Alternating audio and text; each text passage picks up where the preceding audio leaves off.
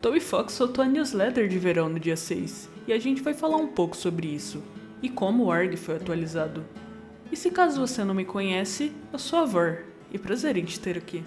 No e-mail, começamos com o capítulo 5, um mês depois, especificamente com o Toby refletindo sobre a recepção do capítulo 5, que já lançou faz um pouco mais de um mês, e ele parece genuinamente feliz, falando que os amigos amaram e que teve até gente que chorou. Claro, ele faz questão de dizer que a experiência de cada um é diferente e que nem todo mundo vai sentir a mesma coisa, mas se o jogo tocou fundo em algumas pessoas, pra ele isso já é sinal verde de que ele tá no caminho certo. Ele ainda deixa um link à parte cheio de infos e arte conceituais do capítulo 5, para quem já terminou e quer se afundar mais. E é exatamente esse link que a gente vai ver depois de todo o e-mail. Tá, mas o que vem por aí? Primeiro ele solta que o capítulo 5 fechou toda a preparação necessária para os capítulos 6 e 7. Traduzindo isso, acabou a era das aventuras malucas e bobas, com personagens darkness chamativos disputando concursos de popularidade. Nas palavras de Toby Fox. Isso é engraçado, pois isso que ele falou vem de algo de tempos atrás. O concurso de Sexy Man do Tumblr, onde o Sanja ganhou e o Tena ganhou nesse ano. Mas não vou focar nisso. E sobre o capítulo 6 especificamente?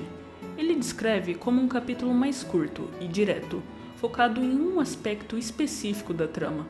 Isso significa que um monte de coisa vai continuar no escuro.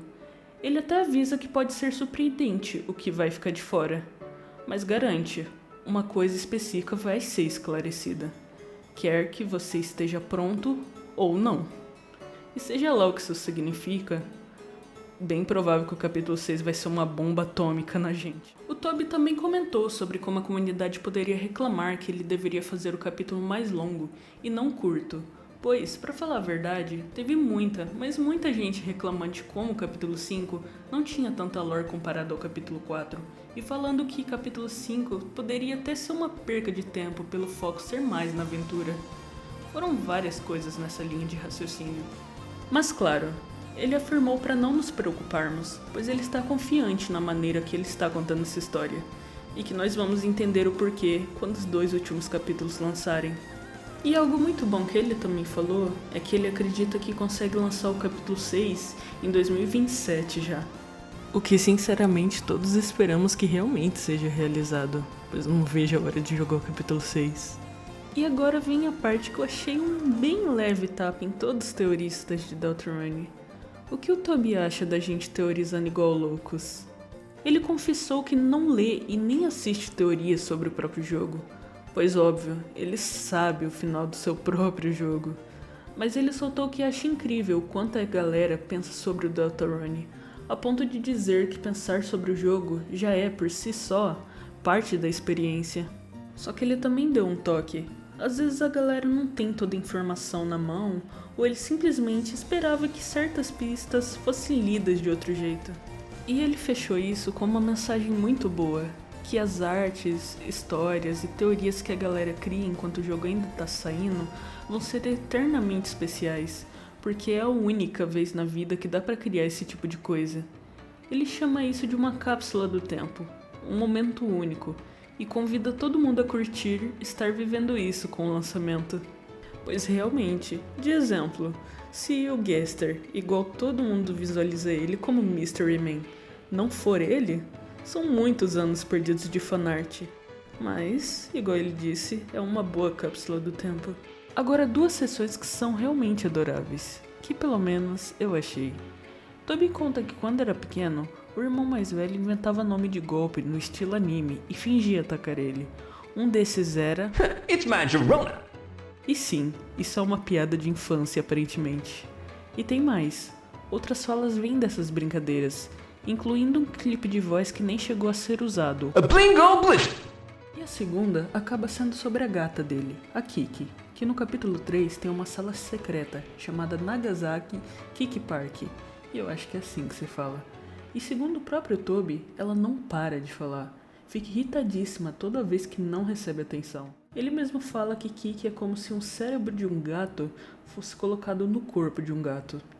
Bom, ele é ótimo com palavras, não é?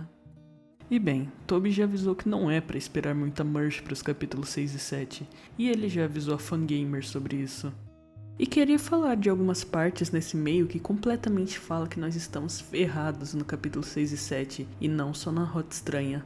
E focando nessa frase, a partir do capítulo 6, não haverá mais aventuras malucas e divertidas, e você começará a ver os resultados do trabalho de preparação realizado até agora. Infelizmente acabou a fase de capítulo engraçadinho e autocontido. Agora é a consequência de tudo, que é a conta chegando por tudo que foi plantado desde o capítulo 1.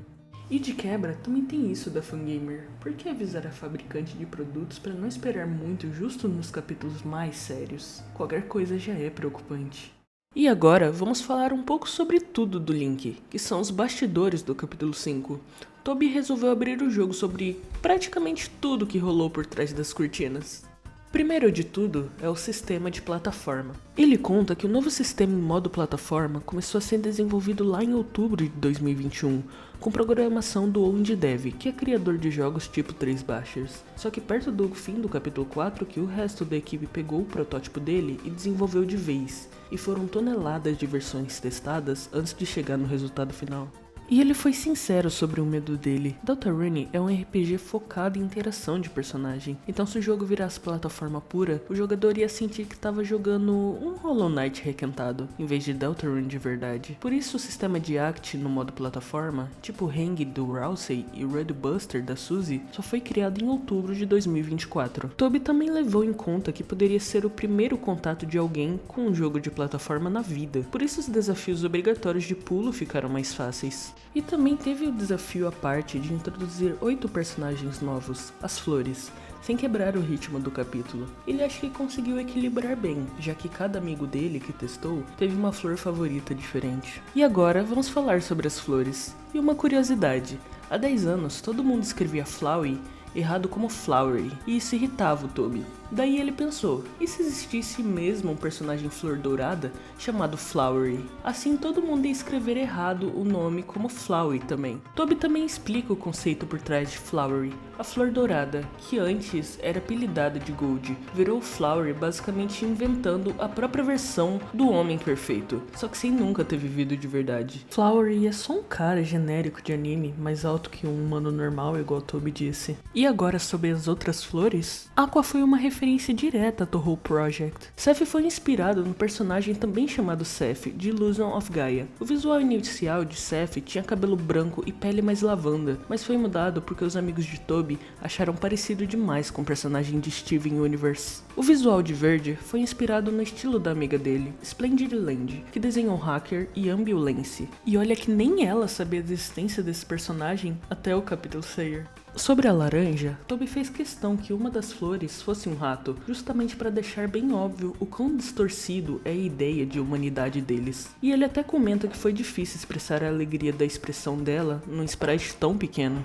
O amarelo teve duas versões, uma de outubro de 2016, numa forma de cowboy sério e barbudo, e um redesign de janeiro de 2020, que foi inspirado no Woody de Toy Story.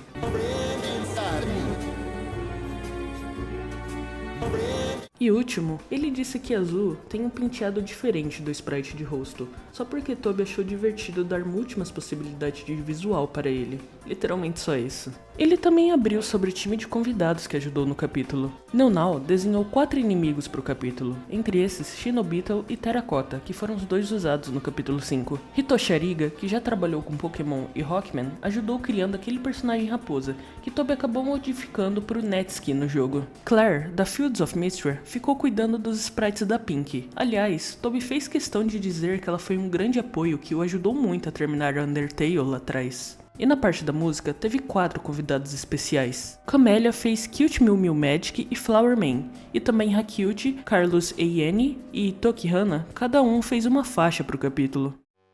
E para terminar esse vídeo, iremos falar sobre o ARG, que agora foi atualizado. Tudo começa na página de indie do site oficial, deltarune.com/capítulo 5, aquela que lista os números dos capítulos.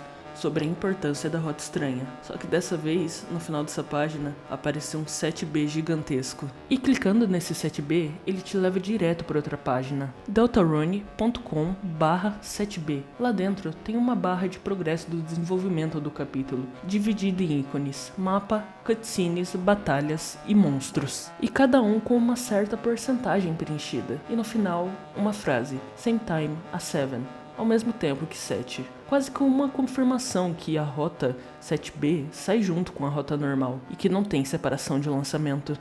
Mas também existem pessoas que estavam falando que a rota 7B e a rota normal ocorrerão simultaneamente e ambas convergirão para a mesma história. E isso se dá pois existe ainda aquela dúvida se realmente Deltarune tem apenas um final ou se Toby estava apenas mentindo na descrição do jogo.